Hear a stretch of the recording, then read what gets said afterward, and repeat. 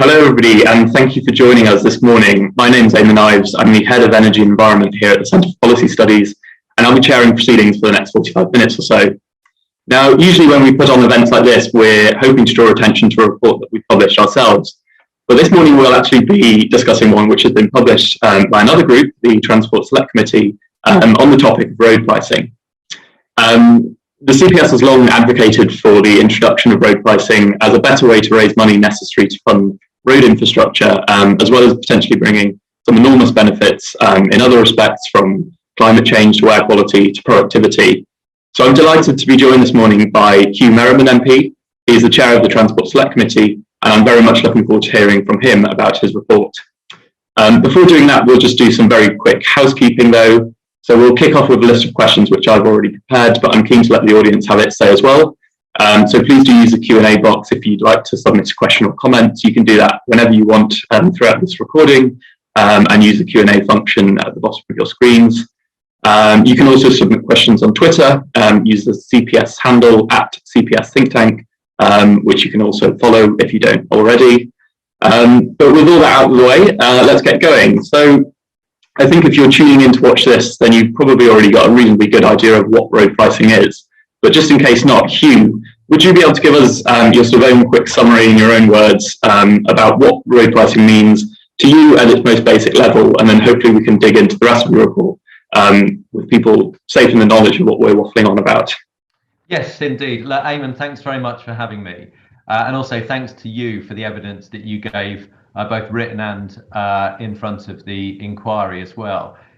This being a new policy area, we're really keen to engage with organisations such as yourselves, just to show the sort of political thinking and original thought behind this.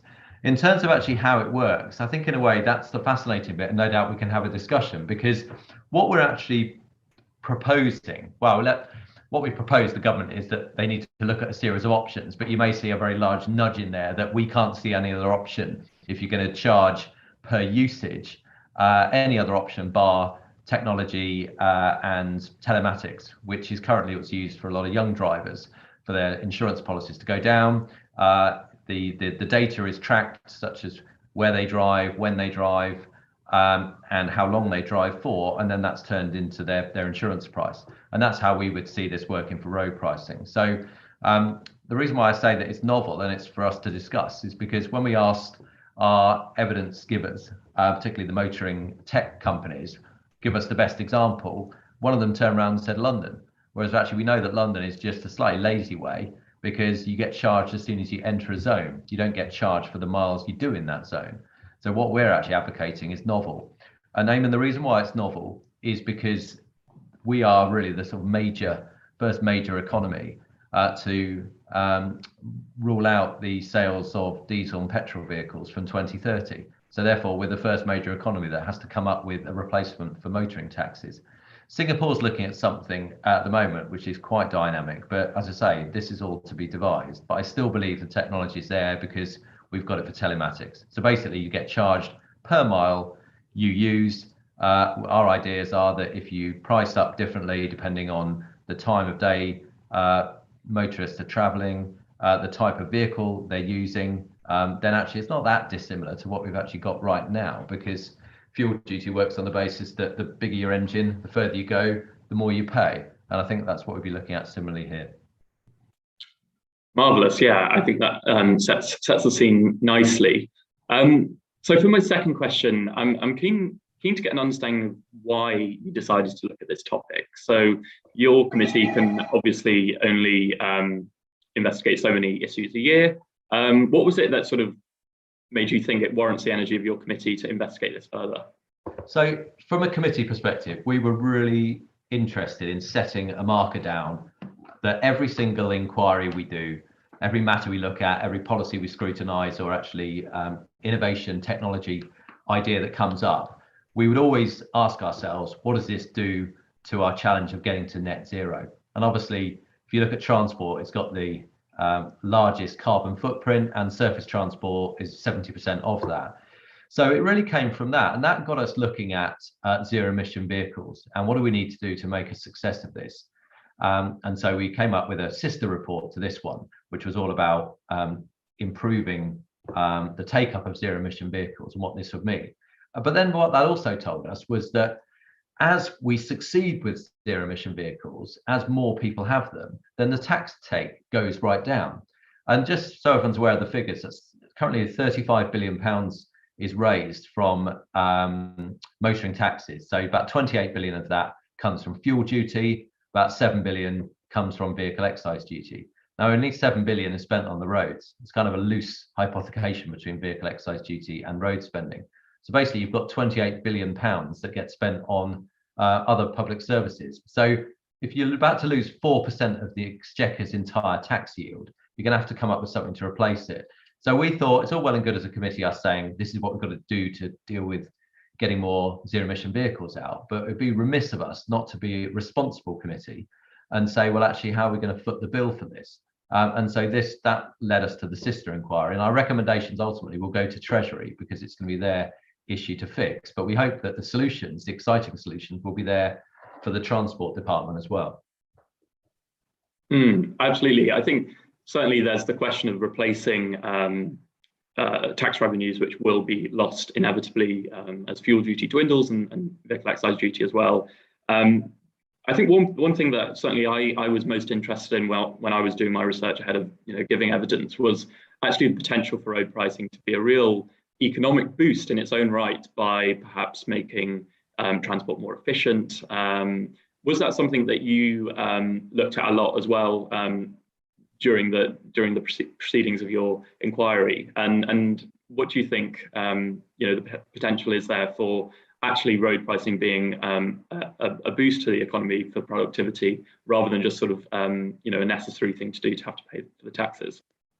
Well, I do. I agree with you. And I think we've got to show the real positives of this policy, because otherwise there's always the temptation, oh, it's just road tolls, it's a stealth tax on motorists, when in fact, actually, we're calling for the motorists as a whole not to pay any more than they do right now, and in fact, even less. But we actually need to give other reasons to be cheerful on this. And I think you're absolutely right when it comes to productivity. It's quite interesting. I was looking bizarrely at Scotland's statistics, and the number of cars has increased by 39% in the last 20 years, which is quite extraordinary. And people are getting stuck in traffic, and that's bad for productivity. And so if you can look at price as a lever for change and say, right, if you want to drive now and it's rush hour, say, then it will cost this. But if you actually drive outside of rush hour, we'll give you a better price, we'll give you a discount. Then it will change behaviors, and we know that happens. And also, if you're looking directly at price and you then have on your app the comparison price for public transport, then that may change behavior. And daft things like, we've moved away from the weekly shop to the little but often shop. Well, actually, if you can see exactly how much it's going to cost you to do that, you might just decide to do the weekly shop again, because you can see how much it costs you. I mean, we've seen what happens when you put 5p on the plastic bag tax. It leads to a 95% reduction in usage because people just won't pay once they actually see what the charge is, even though it's small. So I think the byproducts of this could be good for the economy, good for productivity, as you rightly stated in your evidence, but also good for the environment and air pollution, and good for public transport, which needs a lift as well. So it should never be the primary focus. Otherwise, it actually looks as if we're all up to something. It should all be about making sure that people continue to pay fairly for what they use. But we should always be designing policies that can solve some of the other challenges we have out there, productivity being one such. Yeah, I think that's a really interesting point. I think something I often try to get across when I'm talking about road pricing. And so, yeah, I think we've sort of touched upon the why do road pricing. I'd like to maybe move on to the how to do road pricing now, and maybe touch upon some of the things, the insights that you learned, and maybe what you sort of put forward. I think, and you yourself has already said on this call, that there is certainly different ways to do road pricing. You can have more primitive schemes, more sophisticated schemes, and I'd like to kind of dig into the merits of those. So was there anything in particular that your committee learned about, maybe from examples around the world, about how best to go about implementing it? How would it really kind of look practically on the ground to a motorist, setting off tomorrow, maybe? Yeah, and I think this is where it's important to recognise that the report does not have all the answers here because it is relatively new technology. Yes, we're relying on telematics that currently exists, but there are huge challenges from this. So, for example, you can't put cameras on every single country lane, and therefore, you would then be using the app. That brings issues around data, for example, but also what happens if you're driving and you don't actually have the app. So we're going to have a starting point that there may be sort of extra requirements for people to have to put in place in order to drive their cars. That's again another reason why we need to show the benefits of this. I mean, a classic example is people are more likely to allow their data to be traded in return for getting a better service. But I don't really see any other alternative to using that technology because it's just impossible to deal. One of the ideas we got, and I think I'd be really interested to sort of hear the ideas from those on this call, is to say, well, actually, let's just phase it in to our strategic motorway network and our sort of lead A roads. The danger for that is twofold. Firstly, people will just avoid those roads in order to get away with not paying. And that's obviously not good from a road safety perspective. They are our safest roads. But it would also cause carnage to our country lanes. And the other issue there is that you would end up paying fuel duty and that charge, because it's all well and good to say, well, you reduce fuel duty on the motorway network. Well, no one really fills up on the motorway unless they really have to, because it's so expensive. So I'm more attracted to a sort of big bang approach on this. And there's another reason why because at the moment, you've got a lot of clean air zones popping up in various parts of the country, London, Birmingham, Manchester being talked about. So that will actually have to, we'll have to bring in national road pricing before you've got this sort of patchwork quilt approach, where again, people end up paying twice. So, the report doesn't have all the answers, Eamon, but I am certainly attracted to, we do point to telematics, saying we don't see any other alternative to actually using that technology in your car, which prices up your journey. And then if your journey is then delayed, then you can get a refund in the same way that you can if your rail journey is delayed. I think that for us is where we're wedded to. Well, I say wedded to, attracted to. But we're obviously calling for the government to look at all the options and then work with some of the people that we've worked with, including you, to really sort of do a deep dive and come up with some of the answers. I'd like to just pull on that thread about sort of phasing in a little bit more, because I think you allude to it, that different sort of maybe road pricing schemes in all but name are kind of cropping up. We've obviously had the congestion charge in London for a long time, and other cities around the UK doing that as well. So I mean, I think some people would say that maybe in terms of complexity, that would be an easier way to go about it. But you think if we were to go for, as you say, sort of that big bang approach, that could be maybe easier down the long run. It means you don't have to sort of iron out a lot more creases in time to come. So is that sort of what you're saying there? Yeah, and I would freely admit it's going to be a challenge. So when you bring something in, as large as that, then it's bigger than just the Mayor of London extending ULEZ to the North-South Circular. And so therefore, I appreciate that it will actually have its difficulties, its challenges. But I flip it the other way.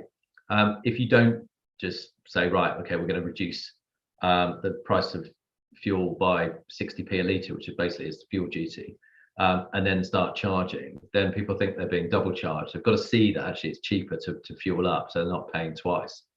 And again, I touch on it, if we've got a bizarre situation where you just have to pay as soon as you enter a zone, you can just see this going all around the country. The Road Haulage Association gave us very good evidence saying it's just too confusing and costly for their motorists. Then these local zones are swallowing up the whole basis for road pricing, and there'll be nothing left, and it will be a double charge. And that's another reason why I think the government needs to set out stall early, but also to actually work with the devolved mayors to actually say, look, there's perhaps a better way of doing this. We know that this system can be quite unpopular for mayors as well. I mean, a lot of criticism this week, the Mayor of London, about this concept of a £2 charge coming into Greater London. So, they're, in a way, there's a sort of win-win, but it does require a lot of conversations. We've also got the challenge of devolved nations as well. So the Scots are responsible for their roads, but not for motoring taxes. They would see this perhaps as their opportunity to actually have more powers devolved to them, which again goes against the whole national concept. Okay, so yeah, I think perhaps my final question in this sort of section would be, In terms of kind of the administration, have you had any thoughts, either in the report or maybe just of your own, about who would actually kind of take ownership for this? Would it be DFT? Would it be kind of an independent body? Could it even perhaps be a private body? And it sort of works like that, perhaps on sort of the way the railways maybe work. Have you had any thoughts on that and how it might go forwards? Well, I'm always attracted to private industry being involved. The difficulty here, and actually not least, is the data side of things. And I'm certainly one of the experts who is a sort of motoring infrastructure group that works on these schemes, have made the recommendation that HMRC which should take responsibility because of the data issues. Now that of itself might fill people with horror. So again, let's just put it on the table. There's no ideal situation because it does actually require some kind of like data sort of give up in order for this to work properly. That would probably be a limiter for a private body. And also, if we've effectively got a sort of monopoly organizer for this, then question exactly what the private sector would do apart from be given, run it for a fee. So what are you actually really getting from that? I'm really interested, actually, you've just set something up, because I'm always attracted by competition making things better. But actually, and it's fair to say it's the first time I've actually thought about it within this construct, is actually, would competition work? Would there be a role for more than one body? And actually, would you just end up spending money on private operators you don't really need? But again, love to explore it more in this session.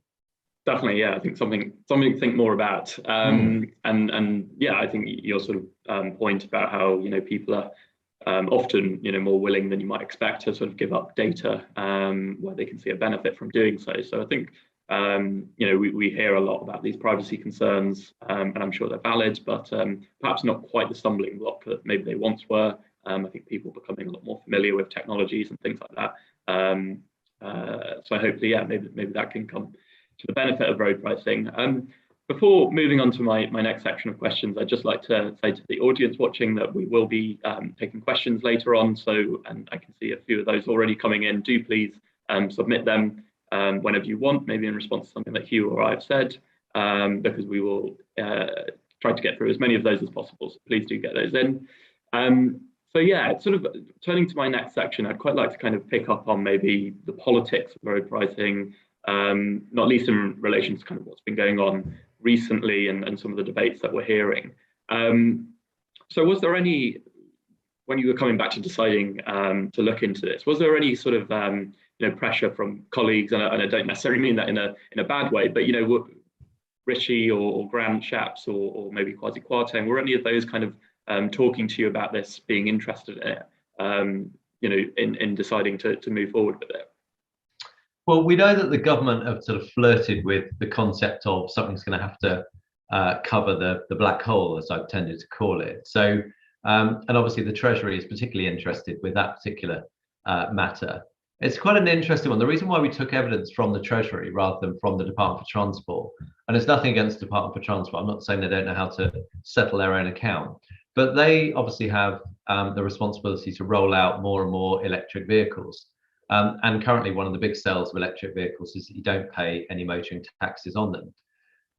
And so obviously what we're recommending that electric vehicles also have to pay, albeit at a reduced rate, really sort of goes against that sort of sell. And therefore, we could see the Department for Transport might be slightly conflicted as to talking about who foots the bill. So the Treasury seemed to be the right place for us.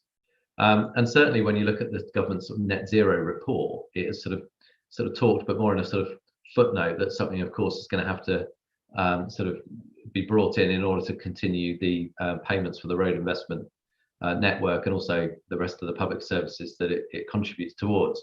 So what we're trying to do with this report is give the government a ladder to climb up. Sometimes actually, we say things need to change, here's a ladder to climb down, which is what we did with smart motorways. But here we're saying, look, okay, the government has got this problem. It's got to acknowledge it has a problem. It sort of is, but now it needs to come up with a proposed solution and do it urgently. Otherwise, we talked about the clean air zones, they'll take over, but also it takes years to put new technology in place and change the tax system, which is what would be required. So I do think the government is in the space for change, because otherwise, as I think we've mentioned, 4% of the tax take goes away, then our ability as a party also to balance the books is going to be a tricky one to maintain at the next election. But just the other thing, Eamon, we were then really concerned about this concept of stealth tax on motorists, and we get hosed in some of the papers that are a bit more pro-motorist. But it's been really interesting, the reaction today, from the tabloids has actually been really positive about the fact that something is going to give, and I think that's what's different from last time. Last time it was a choice, and people talked about toll roads, which never goes down well. Here there is no choice, because it will dwindle to zero. Whereas years back when Labour sort of flirted with this idea, that was not the case. Here it does change. People also see the environmental benefits of it, and people also see technology being used, and people also, when they increasingly drive into these zones, think, well, why the hell do I just get charged £15 just to drive down the road off the inside the South Circular? Shouldn't it be on the basis of mileage? So I think the public's there, and 60% of the public that was sampled by Ipsos Mori in 2020 were in favour of road pricing. So I think you bring all those things together, and the political will can be there. And that's why parts of our report were deliberately focused in the manner to say this has to be a replacement. It's not an additional tax. The motorist as a whole mustn't pay more. In fact, perhaps they should be paying less. And you have to look at certain groups and decide whether there are certain things you need to do with those groups in order to show fairness. Albeit, again, we've highlighted other targets. If you're not careful and give them too many incentives, you will actually breach some of your other targets on obesity, active travel, etc. as well. So I've cut a long story short, sorry. I do actually feel that the sell is there, but it will require the government to really own this, explain it, and then actually not take fright when the usual headlines can come out. Yeah, I think one thing I've definitely been struck by is that we've seen sort of efforts to get road pricing off the ground in historically and to no real effect. But I've not seen any, if at all, any pushback from, like you say, some of those papers who might be instinctively a little bit skeptical. So hopefully that's kind of a reason to be optimistic. One question I wanted to ask was, we're obviously in a time now where cost of living is rising. People are feeling the pinch, and it looks as if things are only going to get more and more difficult as the year goes on. And I know that you're probably not recommending that we advocate or switch to road pricing tomorrow, but is there a danger that this comes in and it's more expensive for some groups? And I think particularly how maybe will this be regarded between the country? We've just had the Levelling Up report. Is there a danger that certain parts of the country are hit harder than this, or do you think that actually, and I think you kind of mentioned this briefly, but could there actually be some winners out of this policy that see the cost of motoring go down, and therefore it's kind of a win for them as well? I think there's a danger of that perception. So I've already had some emails in saying, well, I live in a rural area, therefore you don't think about people like me. Well, actually I do, because I live in a rural area as well. But also I think part of the problem is they don't realize they're actually paying more tax, because they are currently taxed by the mile that they use. Because the more diesel or petrol you burn, the more often you have to fill up, the more tax you're paying. So part of it is actually just explaining that in a way this is evolution rather than revolution. What we're proposing is that you continue to pay for the miles you use, as you do right now. But of course the issue is that you don't realise when you go and put a litre of petrol in your tank that 60p of it is going off to the government. You just think it's going to Shell or BP. That there's a tax somewhere. And I think a lot of the problem of the sell of this is actually you always have to reveal how harsh in many respects things currently are. Most drivers wouldn't realise that 80% of all the tax take that from motorist taxes don't go on the roads at all. They go on other things. And so that's why part of the conversation is actually this is currently how harsh the system actually is. This is actually the type of driver does pay more tax in this way, and this is why we're actually proposing to change it. And then the other thing, which are going to be tricky in this regard, is EV vehicle owners will say, well, actually, why are we paying when we're doing the right thing as well? So yeah, those are some of the strands and the challenges that we're going to have to grapple with, and that's why it's all about an honest conversation. And I think just another thing that springs to mind for me there is also, and I think you mentioned it, when, maybe if let's take London, for example, you go 1 yard into the congestion zone and you're whacked with a fee whereas somebody who could be zipping around all day in the congestion zone, pays the same amount, but they're obviously covering a lot more miles in more congested areas. So I think there's an unfairness there that actually something like this could iron out, and I think maybe that could be quite politically popular, for those commuters who are, or anyone who's just sort of quickly nipping into maybe a densely populated area that doesn't have to pay quite as much, perhaps under road pricing. I'm sort of conscious of time, and I can see that we're getting lots of questions in. So perhaps I'll move on to some of those. But I think just one final question for me, and perhaps putting you on the spot a little bit, but if you were to sell road pricing to one of your constituents who's maybe a bit skeptical, maybe doesn't quite understand exactly the policy, but maybe interested in it, what would maybe be the top sort of 3 or 4 arguments that you'd put to them? So the first argument would be that it will not cost you any more as a collective of motorists than it does right now. The second argument is, yes, you will end up having to pay for the road that you use, but you actually do that already, and you just probably don't realise this. Then it's, well, actually, how do you feel about the state of the roads? Well, they're awful, full of potholes.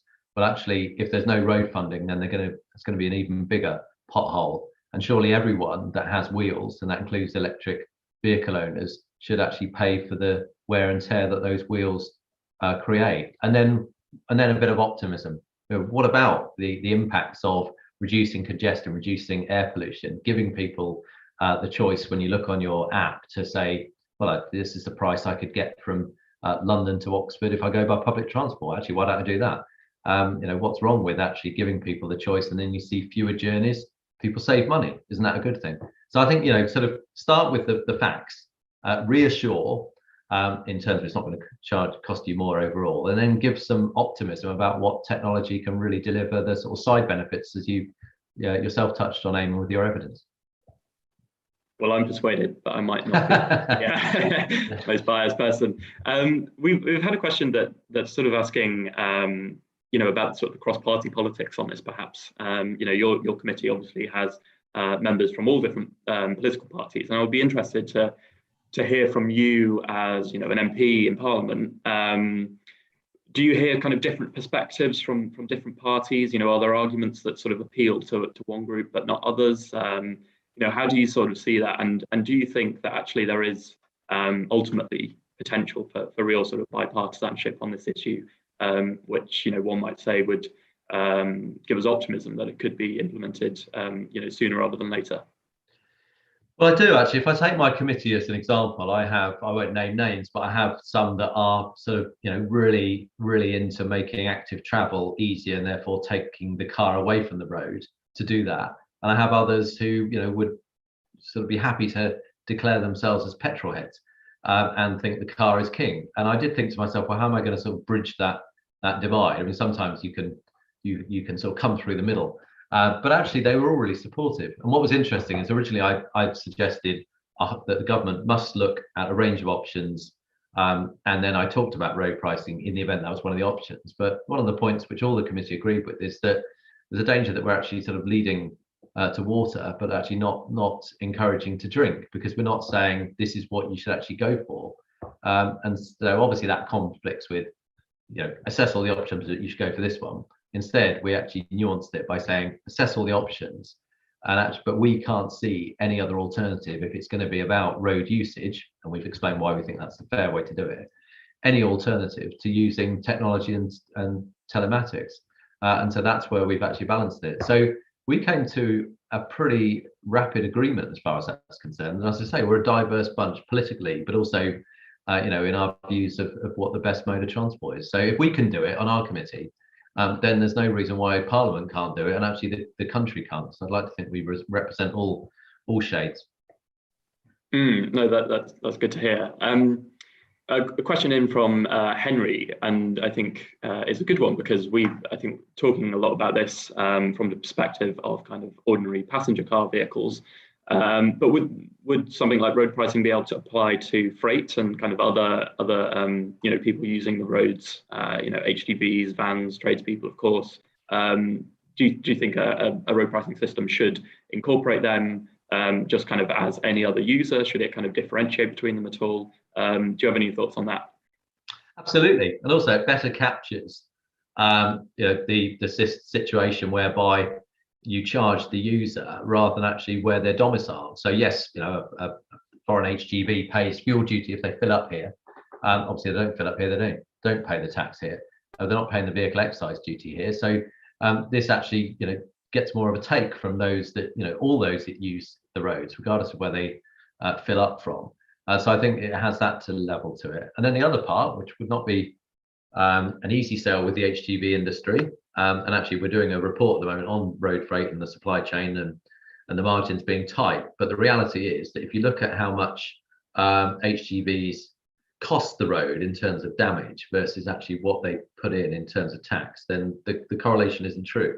So the actual repair cost of the road is subsidized by car motorists rather than HGV motorists. So arguably they should pay more. And then what's the knock on for that? Well, maybe they'll start looking at freight as an alternative. So you've got the sort of spine of the country served by rail freight, and then you've got the sort of shorter hub journeys that are actually undertaken by road. So again, there's another knock-on benefit to that, in my view, in terms of the carbon footprint.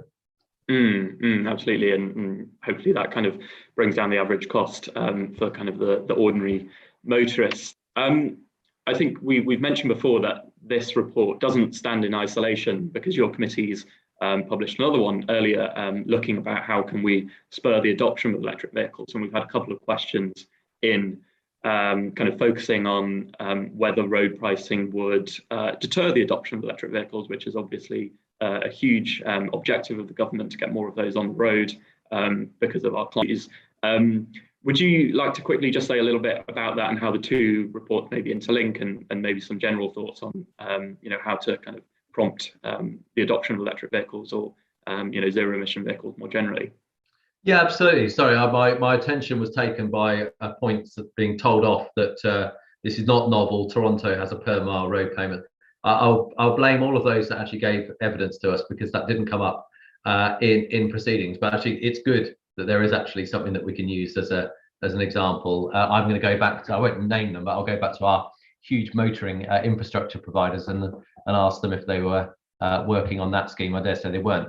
Yeah, linking the two together, Eamon, which is absolutely essential, not least because what you could challenge us to doing is actually undermining the tone of our first report, which is actually how do we get more people taking up electric vehicles, undermining it by actually the realistic conversation about, well, actually we're going to end up charging you more for the electric vehicle, and they're already expensive up front. But it's more just that honest conversation that we need to have. Motorists aren't daft, regardless of which car they use. They know that there needs to be a cost for what they use, and so we use that as our starting point. But certainly, my concern, if I look back at the zero emission vehicle report, was actually whether the grid can really cope with the sort of the huge influx of electric vehicles, not just electric vehicles, but other forms of electric as well. 1% of the grid is already taken by electrified rail, and so have we properly mapped out the grid? Are we actually ready to deal with it? We got evidence through that said for one particular estate in one part of the country, if 2 out of 10 EV car owners, assuming everyone's on EV cars, charge between 6 and 7, it would blow the grid for the entire estate. And are we really ready for that? That was a concern. And also the reluctance of drivers to take up EVs, firstly due to price. And so again, I know that this was something that a lot of organizations have sort of come up with as a concept, having a zero emission vehicle mandate. So those companies that don't sell many zero emission vehicles into this country, they have to end up buying credits from those companies who do, and then effectively, well, they're not going to fund the bottom line of their competitors. That will actually incentivize them to start producing their own rather than paying for others. But ultimately, the price then gets reduced off the vehicle, and obviously, the more vehicles that are purchased, the more the price comes down, and we've seen that already. So that's one issue. And then the other issue, of course, is there just needs to be enough charging infrastructure in place. That requires issues with our planning reform. It requires local authorities to have the expertise in place. And it also requires people to have the ease to be able to use charge points in the same way that you have roaming with your phone abroad. It's far too complicated. This interoperability just doesn't exist. The government's come back and said that they will legislate to bring that in, which is welcome. So, as I say, part of it was the price of it, but we believe the price will come down as people take up EVs. The other part was actually people won't take up EVs, and therefore the price doesn't come down because they are concerned about their ability to get to a distance without running out of charge. And that's actually how can we sort of power the market more. And I think the government is therefore right to spend almost £1 billion on bringing more charge points in, because it has to intervene to create a market, and then it then withdraws because the market is then created. And then again, talk about price as a lever. People charge little but often, better times of the day, and then it means that you haven't got such a rush on the grid. But we do have the issue at the moment that if you charge at home, then it's 60 to 80% cheaper than charging on the street. And for a third of the people who would have to charge on the street, they're often the ones that actually can't afford to drive, can't necessarily afford the higher prices. But all of it then comes down to, well, there's a cost to all of this, isn't there? And that's what caused us to open this report up. But I would like them to be seen as a whole, because we're trying to boost the EV market and find ideas to do that, but at the same time actually deal with the consequences of that. And I think that's what a sensible select committee should do, rather than just create one solution which of itself causes another problem and then just turn a blind eye. Excellent, thank you. Another question that we've had in kind of looking at the revenues, you talk about the black hole, how much revenue will be lost, and even if it was introduced on a one-to-one basis, we will be raising an awful lot of money for the Treasury. How do you think that money should then be allocated? Should it be sort of hypothecated to the roads on which it was raised? I guess the Treasury doesn't seem to recognise the word hypothecation very often, but do you think there would need to kind of be some ring-fenced funds that this money goes into, and maybe how it's distributed? I mean, one thing that I was thinking of before this is that obviously we do, the sort of nascent road pricing schemes we have at the moment, perhaps in London, raise a lot of money for the mayors, and they might be a bit defensive of giving up that revenue. So how do you think that the questions like that can be resolved? Yes, you're right. I mean, in a way, you could end up seeing a sort of bit of a race between the sort of devolved authorities, the mayors, to get theirs in first, so that they've actually got their sort of cash cow already created. And that's another reason why we said the government needs to act with some urgency. Just in terms of the actual sort of cost of it and hypothecation, I think originally road taxes in the form of fuel duty and vehicle excise duty were hypothecated. That got changed. We've now got to a situation where, as I say, only about 20% of the total is spent on the roads. It actually equates to the amount of vehicle excise duty. So what the government says, but it's more of a political hypothecation, is that vehicle excise duty is ring-fenced for road spending. It's just really because they actually match. Of course, the danger is that if you strictly hypothecate, and then if you actually see a decline, then it means that you don't fill in as many holes, you don't build as many roads.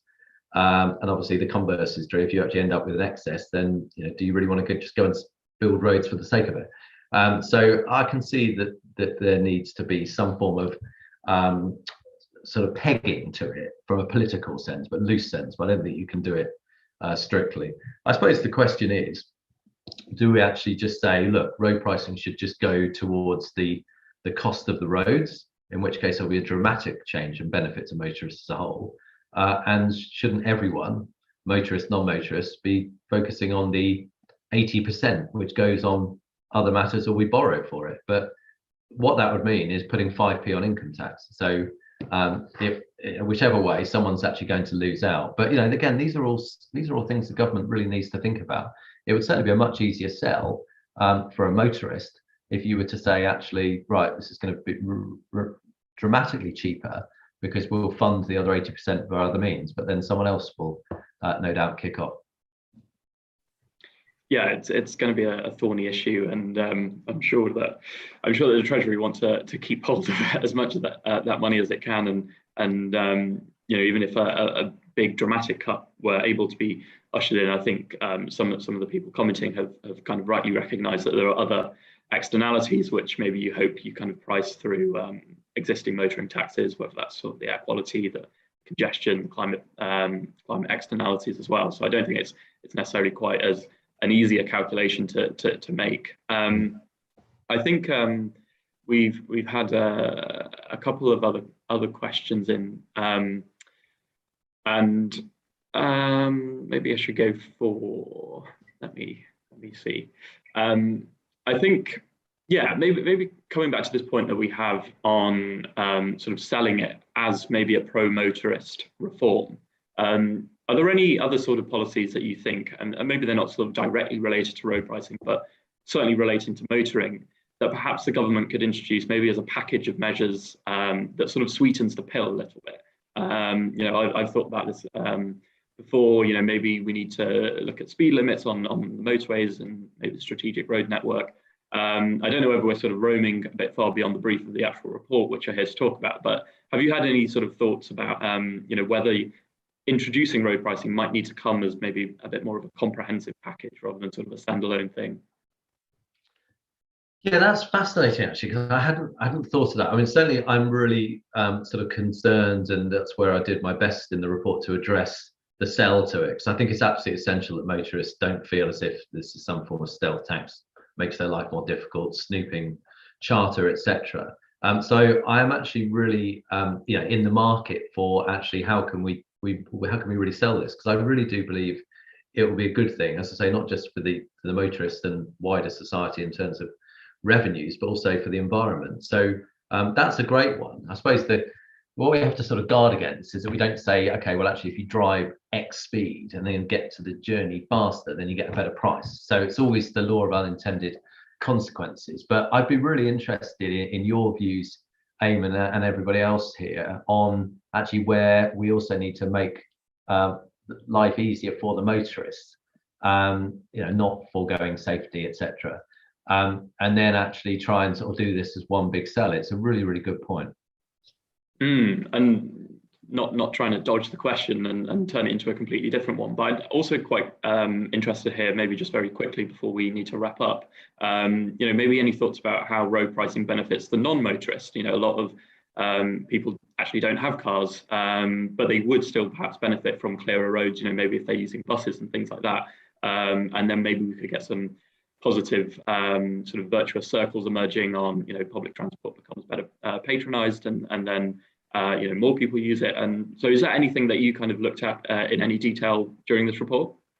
Yeah, definitely, because again, we've talked before about mobility as a service, which is just such a terrible concept for what is really tech. An app that actually shows you, here are my choices, here are my cost options. This is what connects me from one part to another. So actually my way, and I hope, is that this concept would also drive mobility as a service, which does seem to have got a bit stuck. I think the knock-on effects are, if you look at it and think, okay, well, actually, maybe I'll leave my car at home because it's going to cost me this, and there's a bus that comes past my house. Again, it's part of the reform of the bus market. We need more hail and ride type services. But again, the more people that use the bus, the more the services are enhanced, and we're in that vicious circle that people don't use the bus service, so then it reduces to one every 2 hours in rural parts, and then people use it even less. The knock-on effect to this, and again, it's a question of using price as a lever, just to say, look, here are your choices, here are your options, which one do you want to take? Let's sort of line them up against each other rather than very different options, which is what we have right now. So if that increases patronage of buses, of trains, which obviously the latter badly needed now as well because of the change in habits, then all for the good. If it actually changes the way the times people drive, and I think it would need to be an incentive. You don't want to sort of like price up people that have to use their car on the school run, etc. Because again, it won't sell it. But you can give a discount where people can travel at different times. And with what's happened during the pandemic, people might be now a bit more able to be a bit more flexible with the hours they need to actually drive to get to and from work, say. Then that's good, because ultimately you're then making the congestion less, and therefore air pollution reduces as well. So that has a knock on. And again, finally, if it's a question of, which it probably would be with someone like me, because I'm quite stubborn, well, actually, I'm not going to pay this amount of money, I'm going to get on my bike, then actually that's good for looking at obesity strategy and targets and getting people on active travel. So I think there are so many knock-on effects of this if we actually get this right. And that's why I'm so excited by it. Indeed, and I'm sure we could spend a lot longer going into them, but I am afraid that we are sort of coming up on time. So rather than get abruptly cut off, I will draw things to a close now. I've thoroughly enjoyed listening to you today, Huw, and delighted to see the report out in the wild. It's really good to know that amidst all the trials and tribulations of Westminster, some good policy work is still being done. And indeed, I think road pricing genuinely is one of those really exciting ideas that is currently picking up pace at the moment. So I encourage all of you to go to the Transport Select Committee's website and read it for yourself, get involved in the debate further. I also encourage you to keep abreast of all the work that CPS will be doing on transport and the environment and other policy areas as well, on tax, business, trade and housing. Please do go to our website and sign up for our mailing list. You should also follow the CPS on Twitter at CPS Think Tank, and I'm there at Eamon Ives. All that remains for me to say now is say thank you, Huw, for being here this morning on what I'm sure is an incredibly busy day for him. And of course, thank you to you all for watching at home or in your offices. So have a great day and a lovely weekend as well. Goodbye. Thank you.